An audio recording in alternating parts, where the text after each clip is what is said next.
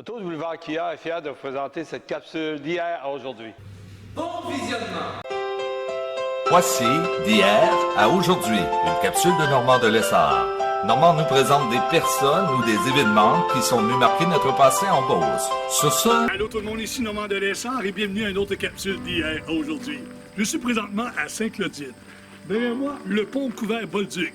Je reçois Sébastien Bolduc. Il nous raconte l'histoire, soit l'autopsie de ce fameux pont. On regarde ce que ça donne. Bon visionnement.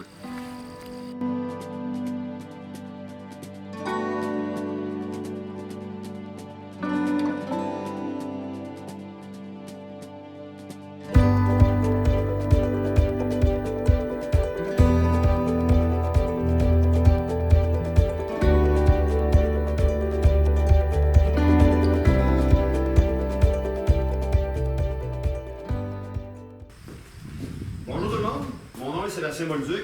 Aujourd'hui, je suis heureux de pouvoir vous parler avec fierté de notre pont couvert, le pont Bolduc. Vous êtes présentement dans le pont couvert Bolduc. On est dans le rang 7 à Sainte-Clotilde de Beauce. Je me suis présenté, Sébastien Bolduc. Je suis le petit-fils de Lucien Bolduc, un des constructeurs du pont ici. Je suis impliqué un petit peu dans l'histoire du pont Bolduc pour différentes raisons. Premièrement, je suis un amateur d'histoire, donc je me suis toujours intéressé à ce pont-là. J'ai été élevé à côté du pont, c'est un bâtiment qui, pour moi, fait partie de ma vie, de mon enfance. Puis aussi, à titre de producteur agricole, j'ai eu à vivre des problématiques qui étaient liées au transport dans le rang 7, puis justement par rapport au pont couvert. Fait que aujourd'hui, je suis content parce que je vais pouvoir vous parler des démarches qu'on a faites, de l'historique du pont, un petit peu des anecdotes de ce qu'on a vécu au fil des années avec le pont couvert, puis vous parler un petit peu des démarches qui nous ont amenés à remplacer le pont couvert, parce que maintenant, le pont, il n'est plus en circulation. Le pont, il a pris sa retraite, puis on a un nouveau pont à côté qui vient régler nos problèmes. D'abord, pourquoi qu'on l'appelle le pont Bolduc? Le pont Bolduc, en fait, c'est un peu en souvenir de ma famille, parce que depuis sa construction, c'est les Bolduc qui habitent à côté du pont. En fait, mon arrière-grand-père, Achille Bolduc, est venu s'installer ici dans le rang 7 de Sainte-Clotilde, qui était à l'époque Saint-Éphrem, parce que la municipalité de Sainte-Clotilde n'existait pas. Il est venu s'installer sur les lots 141-142 du rang 7. Il n'y avait pas de pont couvert à l'époque. Mais la rivière du Puy était là. Mon arrière-grand-père s'est bâti à côté de la rivière du Puy. Mon grand-père a élevé sa famille, ses 11 enfants.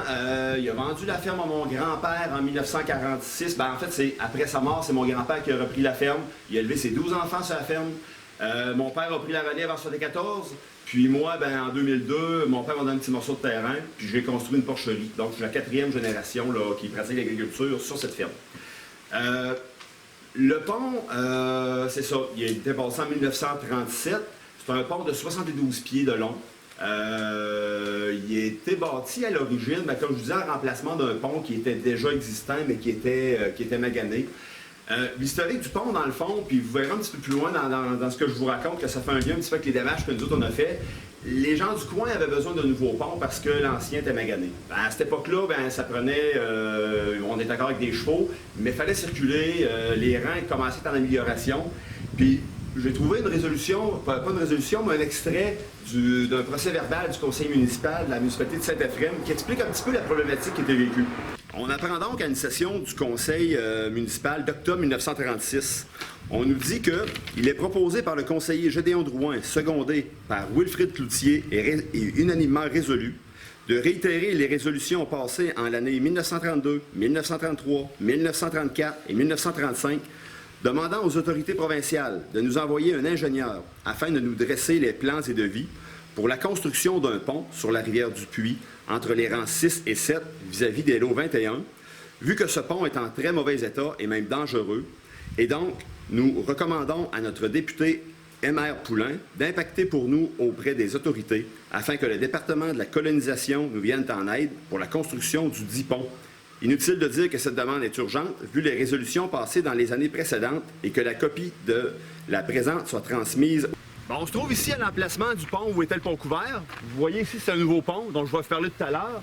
Le pont couvert a été déplacé à côté, mais en 1937, c'est ici que le pont était. Vous voyez peut-être de l'autre côté le chemin. Le chemin passe maintenant là, mais en 1937, il faut savoir que le chemin tournait à droite, montait dans le bois qu'on voit là, Puis le chemin bifurquait, il y avait une grosse courbe dans le chemin. Depuis le temps, le chemin il a été rétabli, il a été redressé. Mais en 1937, quand ils ont construit, le chemin passait à cet endroit-là. Fait que je vous ai lu la résolution du conseil municipal. On sait qu'en 1937, le gouvernement, finalement, il a fourni les plans, il a fourni l'argent nécessaire à la construction du pont. Puis, c'est sûr qu'il y avait il y avait un ingénieur du gouvernement qui était fourni, mais la main-d'œuvre était locale. On engageait les gars du Rhin, on engageait les gars du coin. Mon grand-père Lucien a participé à la construction du pont. Il y avait aussi son frère Napoléon, Bolduc, qui a construit, qui a participé. On engageait les gars du coin. Il y a des noms comme Télès Dupuis, Juste Drouin, Marlette Fortin. C'est tous des gars du coin qui avaient été engagés. Il y en a d'autres aussi, mais c'est ceux que j'avais su qui avaient été engagés. J'ai un souvenir important de la construction du pont. Vous allez voir à l'écran, mon grand-père m'a transmis un petit livret, un petit carnet qu'il y avait, puis dans lequel il avait marqué ses heures en 1937. Bon, on voit que du mois de juin à la mi-juillet, il avait travaillé. Une journée de 10 heures donnait 2 piastres. On voit plus bas que c'était marqué juillet, un cheval. Ça voulait dire que quand il avait travaillé avec le cheval, ça donnait 1 piastre de plus. C'est le travail qu'il avait fait dans cet été-là pour la construction du pont. Cette anecdote, je me suis fait raconter que lors de la construction du pont, le gouvernement avait envoyé l'ingénieur qui était sur place puis qui dirigeait le chantier, qui dirigeait les travailleurs. C'était un gars qui était baveux, qui était fendant, il n'était pas apprécié des gars du coin. C'est la femme à mon oncle Napoléon qui me l'a raconté. Puis mon oncle Napoléon, c'est un gars de principe. Puis c'est les Bolduc qui ne se laissaient pas marcher ses pieds. Les gars ne l'aimaient pas beaucoup. Ils en ont ri un petit peu au début. D'ailleurs, mon grand-père Lucien, à un moment donné, il avait voulu faire le clown. Puis pendant la construction du pont, il s'était acheté à l'eau pour feindre une noyade pour essayer de faire le drôle. Mais à un moment donné, c'était plus drôle. Les gars n'aimaient plus ça. Puis la goutte qui a fait déborder le vase à un moment donné, c'est quand l'ingénieur a arraché la hache des mains d'un travailleur qui était en train d'écarrir une poutre pour la fabrication des quais. Puis il a arraché la hache en disant « Donne-moi ça, je vais te montrer à écarrir du bois ». Mon oncle Napoléon n'a pas aimé ça. Il aurait pogné le gars par le collet, il l'a embarqué dans son automobile, puis il l'a monté à la gare Ace-Bretonne en lui disant « Toi, tu t'en vas à Québec, puis tu reviens plus ici ». Le gars est revenu une couple de semaines après. Il semblerait que c'est le même qui est revenu, mais il s'était calmé puis il avait changé d'attitude. Fait que le pont s'est bâti. Puis finalement, c'était un besoin qui était nécessaire, comme je l'expliquais tantôt, parce que l'ancien pont était très magané. Mais il faut savoir que les ponts couverts, là, à cette époque-là, c'était un petit peu le summum de la technologie. On bâtissait ça peut-être de la fin des années 1800 aux années 1950. On a bâti des centaines de ponts couverts au Québec. Parce que c'était des ponts qui étaient bien faits. Ils étaient solides. La structure en X là, qui compose la structure de bois permettait des ponts plus longs, des ponts solides. Le fait qu'ils étaient couverts, ça protégeait aussi la structure de bois de la pluie. C'était des ponts résistants puis qui fait longtemps. Fait qu'on en a fait beaucoup. Puis ici, on était bien contents. Je pense que les gens du coin étaient contents.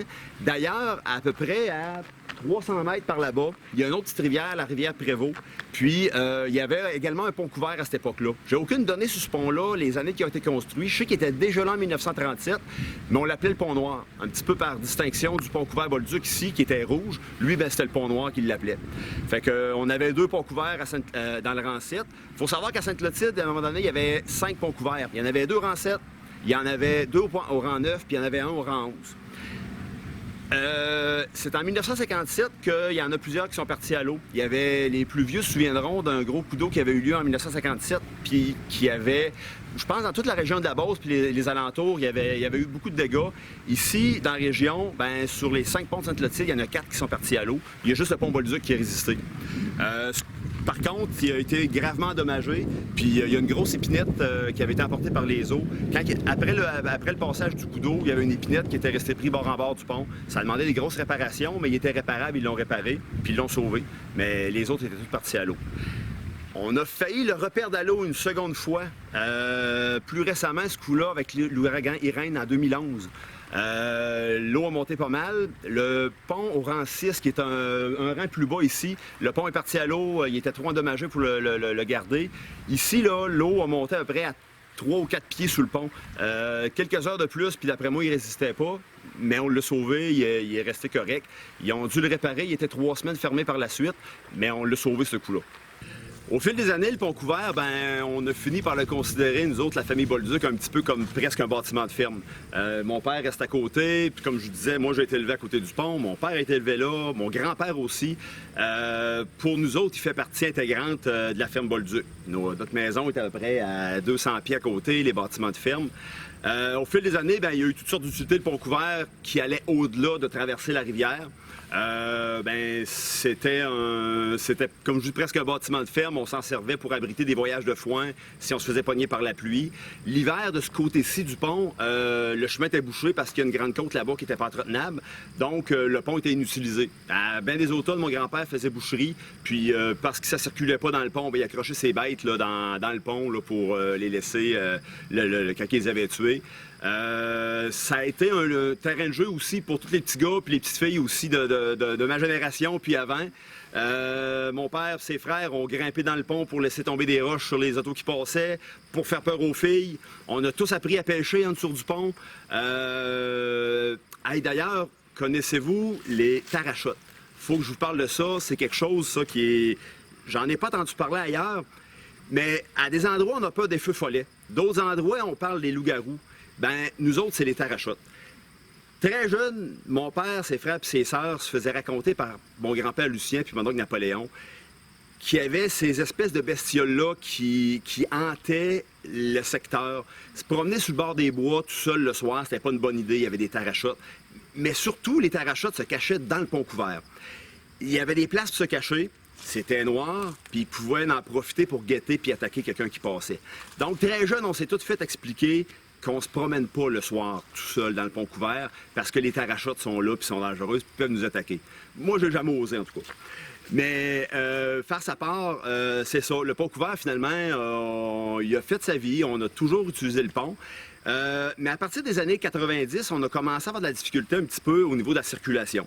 Parce qu'à un moment donné, les transports grossissent, la ferme nécessite des machineries un petit peu plus grosses. Puis physiquement, le pont, ça passe pas tout le temps. Il y a eu différents entretiens au fil des années. Début des années 80, ils ont refait un quai, ils l'ont peinturé. Puis en 91, quand ils l'ont rénové une autre fois, ils ont posé des arches d'acier à l'entrée du pont. Parce que, justement, les camions essayaient de passer, brisaient le pont, brisaient le camion aussi.